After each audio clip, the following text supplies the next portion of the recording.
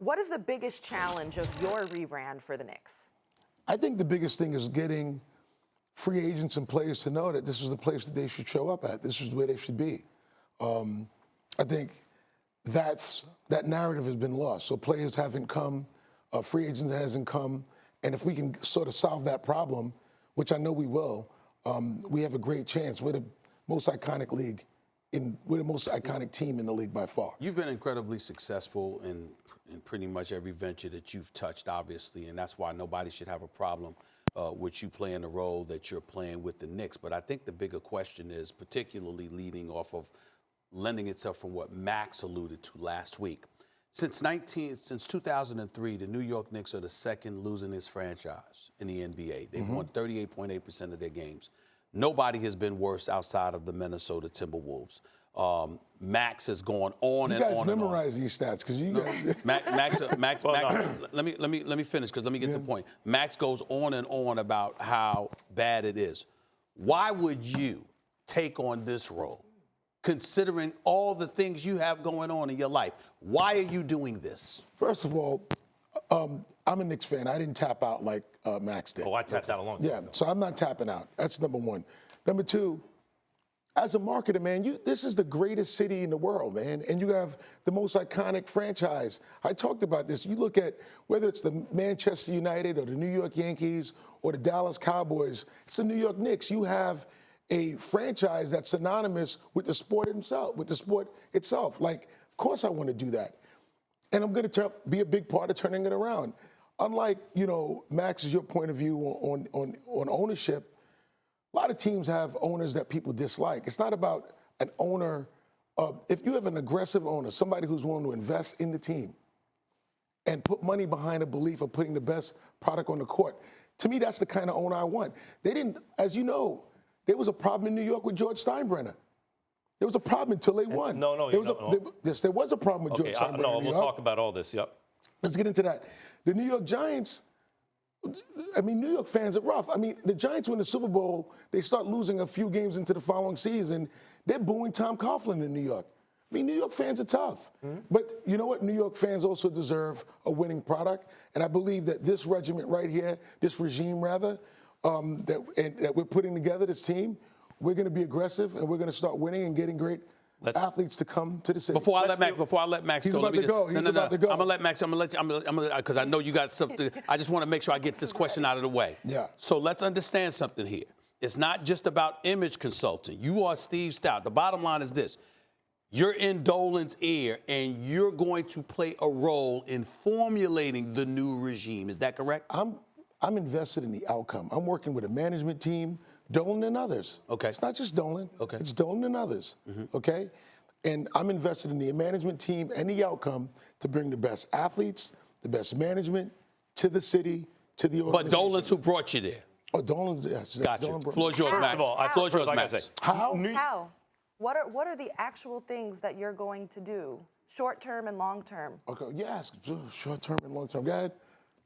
Go ahead. Oh, what? No. Okay. I think we got to get athletes to believe that they can come here and actually be them best selves. That hasn't transpired over recent times, and I understand some of the reasons why. We got to solve that issue. I just think there's a culture of winning and excitement that New York City has. New York City is the hub of sports and entertainment. That's how I feel. And it started moving around. My job is to bring it back. Toronto Raptors, they brought in Drake, right? They brought in Drake to bring that thing. The New York Knicks brought in me. Go ahead, Max. Okay, first of all, there's a whole lot here. First of all, New York is the center of the known universe, right? There's a reason that the United Nations is up there and Sesame Street is also in New York. Like in the imagination of a child and the reality of the politics of Earth, Wall Street, whatever. New York City is the center of the known universe, whether people like it or not. But the New York Knicks are not even close to the iconic franchise in the NBA.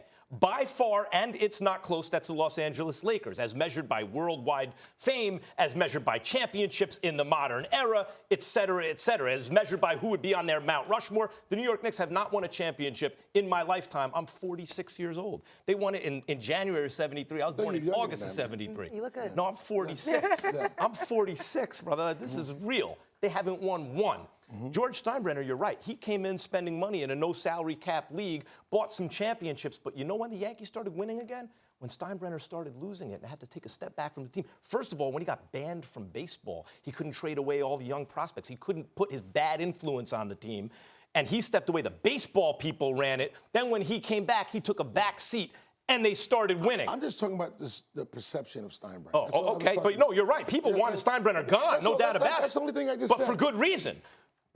Listen, Chuck Dolan wasn't a great owner, but he was good enough to field a competitive team. You know what James Dolan has done since he took over? 15th place, 14th place, 15th. He's had 2 decades now. He can't get it done. He's the worst owner in basketball. I'm talking about, Steve, I'm talking about results. Never mind the fact, you know why I used to stand online, playoff tickets overnight with my brother to watch Charles Oakley dive on the ball, on the ground for loose balls. James Dolan has him removed from Madison Square Garden. Knicks fans, I urge you, follow the Nets. That's actually the team in New York bringing excitement. Until James Dolan crawls on his hands and knees to Charles Oakley and begs his forgiveness like Steinbrenner did to Yogi Berra when he brought him back to Yankee Stadium. Dolan has to start showing contrition. He has to start admitting his mistakes. Stop treating fans who say sell the team and then denying it, lying about it, talking about, oh, it was a disturbance. No, he's just telling you he's not disturbing anyone but you. Sell the team because he thinks you stink. That's what I'm talking about, Steve. I got it. You're upset. Yes. You're upset. You expect more. You Yes. want to win. I think New Yorkers expect more. And our job is to fix that, fix some of those things. I can't address all of the issues that you want to talk about that predates me, right? Of course, Fair. Charles Oakley's a very dear friend of mine. I've known Charles since I was 21 years old. I didn't like what happened, what took place. I wish it could be different. The fact of the matter is, I got a job now. My job starts from today, going forward, to fix up and clean up some of the things of the past that was wrong, but also bring that excitement back to the city. Thanks for watching ESPN on YouTube. For more sports highlights and analysis, be sure to download the ESPN app. And for live streaming sports and premium content, subscribe to ESPN Plus.